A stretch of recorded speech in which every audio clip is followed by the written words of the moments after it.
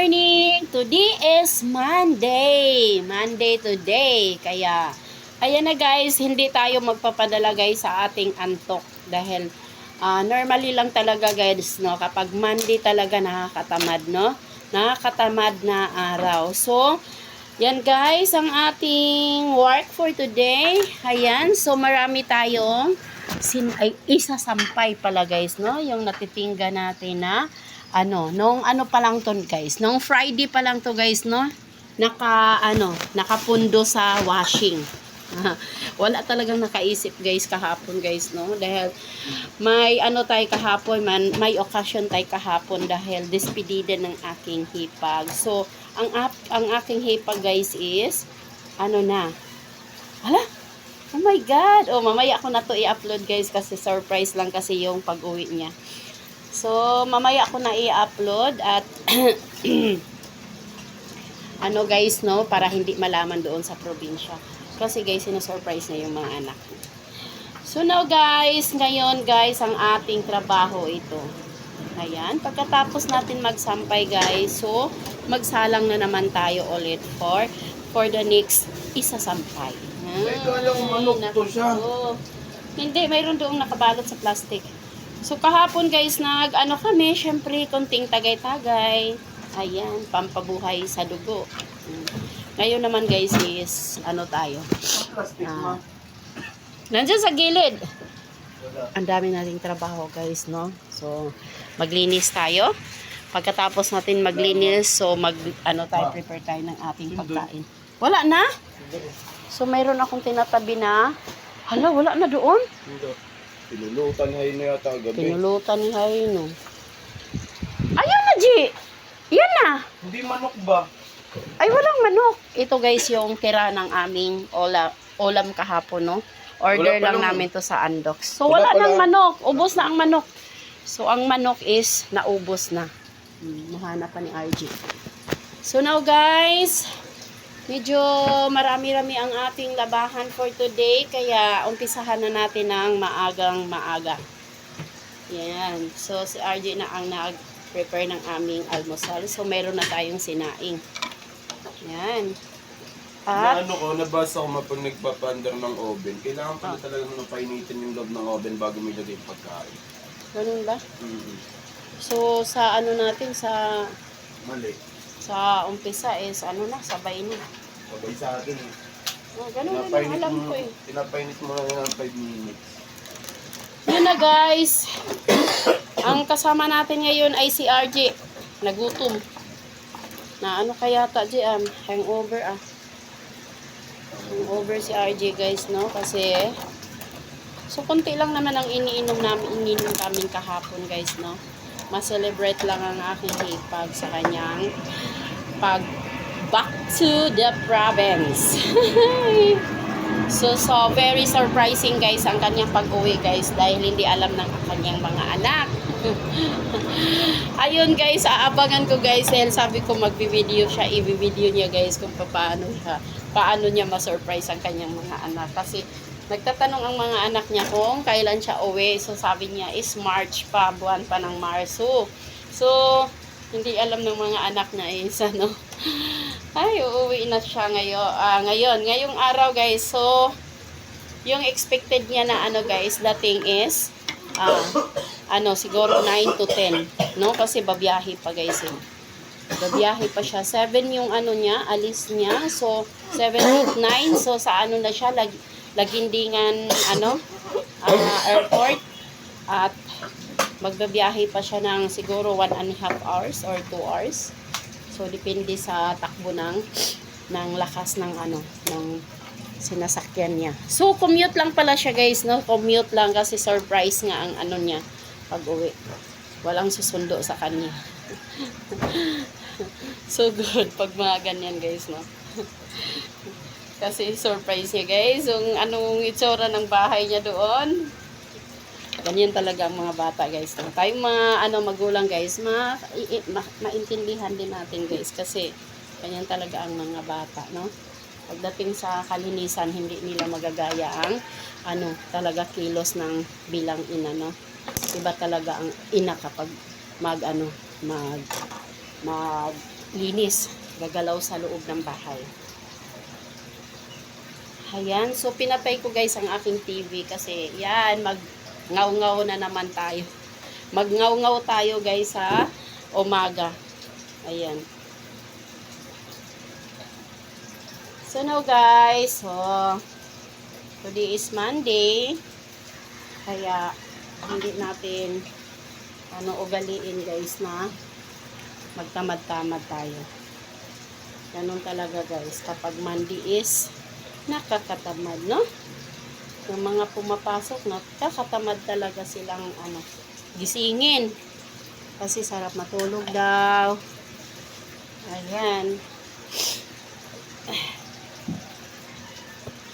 Yung mga anak ko guys, pumasok na yung dalawa.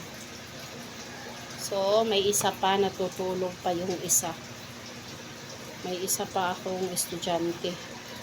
Tulog pa.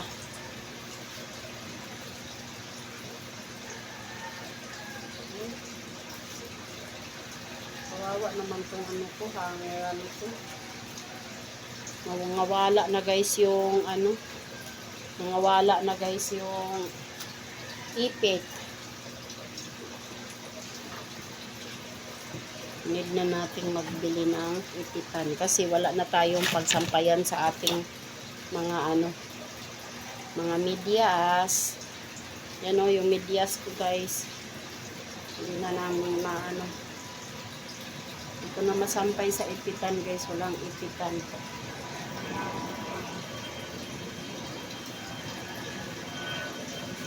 Ang aking ipitan ay nakakalbo na. Ayan kasi guys. May mga anak tayo guys, kuha ng ipit. So, ihaharap ko sa inyo guys ang aking pagsasampay. So guys, dito lang tayo guys magsampay sa natin, cortina. Wala tayong area na pagsampayan. So, dito natin isampay to mga natin, saklo.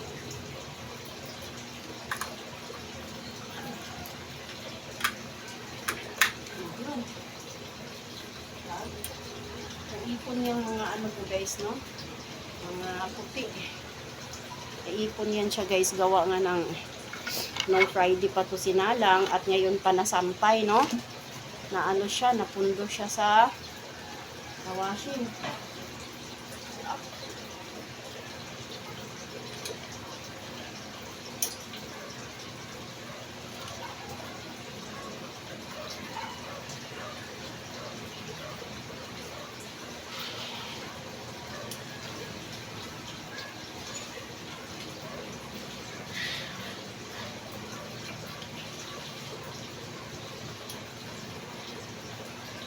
Nakita ang aking mukha. So, hindi nyo makita guys. Yan, nakaharang kasi. At ang ating mga pambaon. Yan, pambaon ng aking anak ko guys, no? So, itabi natin yan.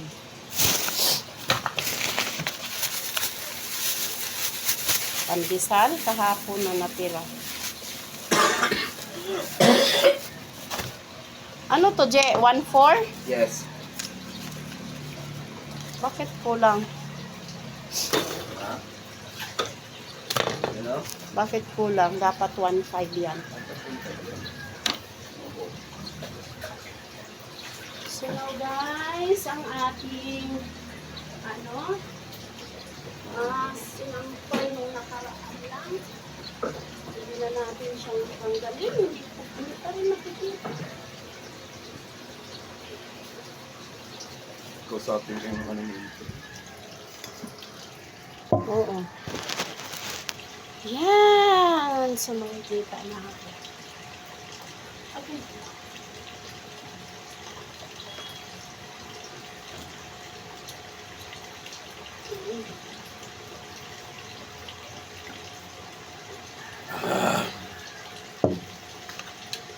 Ang sakit na ulo ko.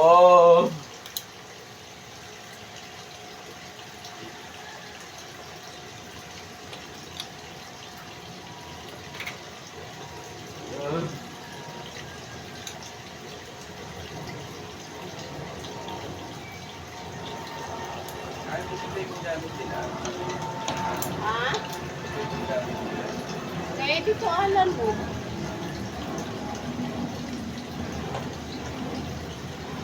Hindi na niya pupunta si Tito Alan dito. Gaya niya siya. Kaya, Nahiyain si Tito Alan dito. Dalo-dalo na naman yun siya.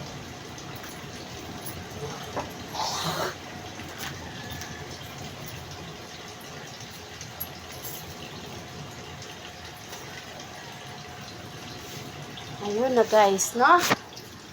Ang ating nakakapagod din guys yung trabaho. Ay, chinilas ko, G. Hindi talaga pwede na wala akong chinilas sa loob ng bahay. Ang lamig mo pa ako. Mayroon doon sa baba. Tinoo ko. Ako, hindi talaga pwede pa ako. Kaya namanhid talaga ang pa ako kapag walang chinilas. Ang dami kong gagawin dito. Kaya, dapat walang magsamok-samok. Ayun ko guys. Alam nyo guys ang ugali ko kapag kapag magkilos ako guys sa loob ng bahay. Ayaw ko yung may mga samok guys. Ay, mga gulo-gulo. Gusto ko, ayun guys, gusto ko wala. Magtago sila kung pwede. Ayan, katulad ngayon, ang dami kong gagawin. Ayan. Tulad ngayon guys, ang dami kong gagawin. Tayo, tupi. Pagkatapos natin magtupi guys, ayun, tayo, pangalan nito, magupit, maglinis. Ayan, so, naka-curly ang aking buhok guys. Ayan, pero pag iligo ko to guys, mawala yung curly niya. Bukas pa ako maligo kasi naka-Brazilian tayo, naka-treatment tayo sa ating buhok. Ayun. Ang aking pang mga alagang isda guys is pakainin ko pa. Ito na yung aking kawain. Dahil ichuchutoy ko pa yung aking apo mamaya. Tulog pa. Tulog pa guys.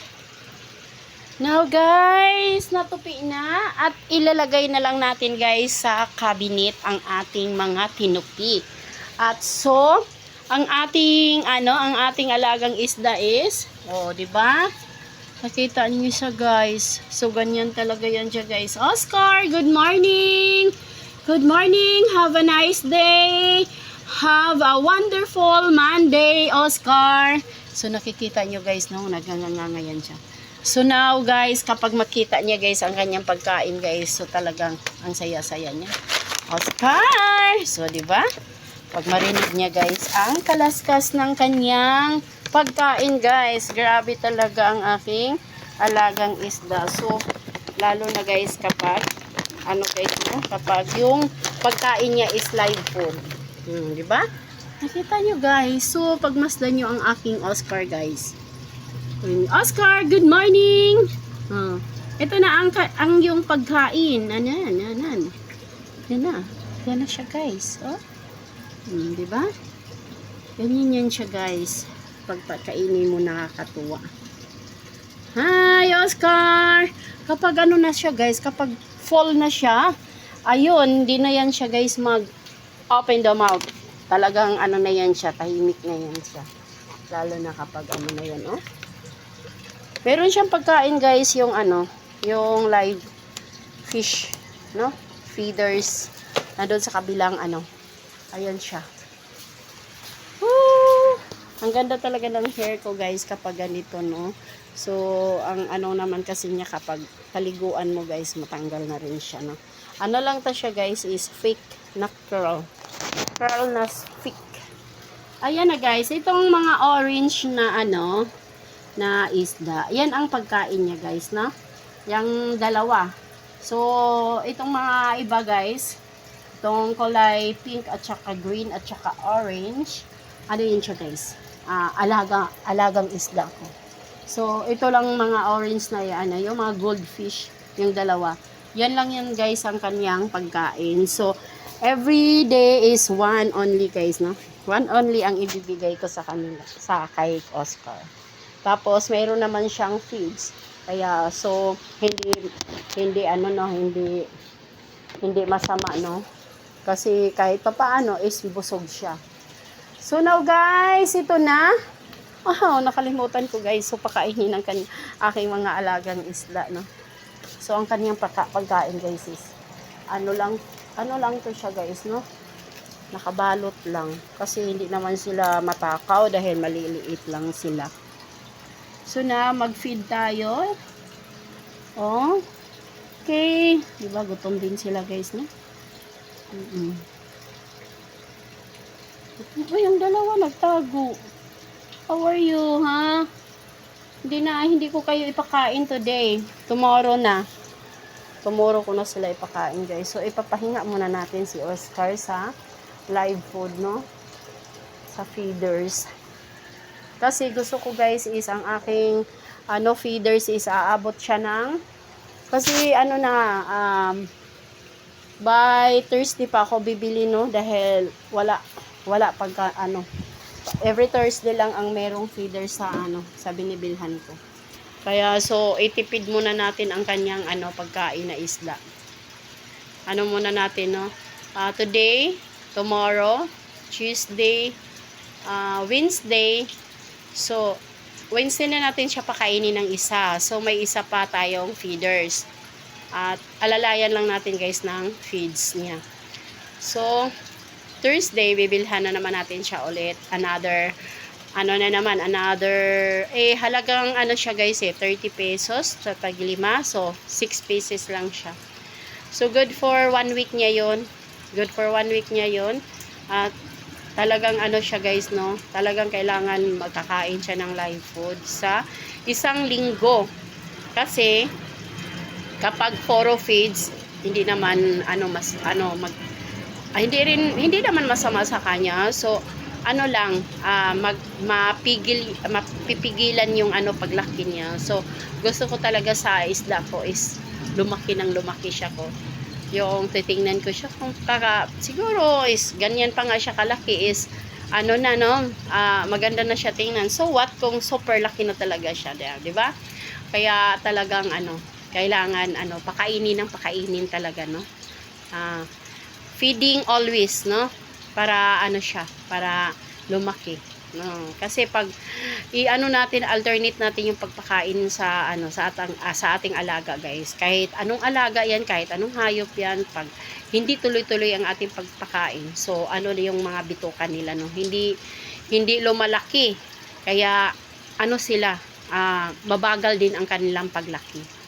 Kaya, yan. So, now, ayan na guys. So, ngayon guys, is maglilinis ako ng bahay. At saka, syempre guys, marami tayong kibot-kibutin dito sa loob ng bahay. Dahil ako lang mag-isa, pinababa ko na yung anak ko. Ayan. May mga halaman rin tayo guys. So, anuhin pa natin, dilig-diligan pa natin yan. Ayan guys, bye. And God bless you all. Thank you for watching. Sino yung mga hindi nakasubscribe sa akin?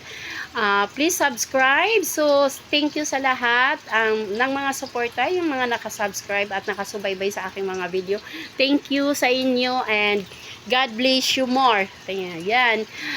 Bye and everyone. Bye. So now,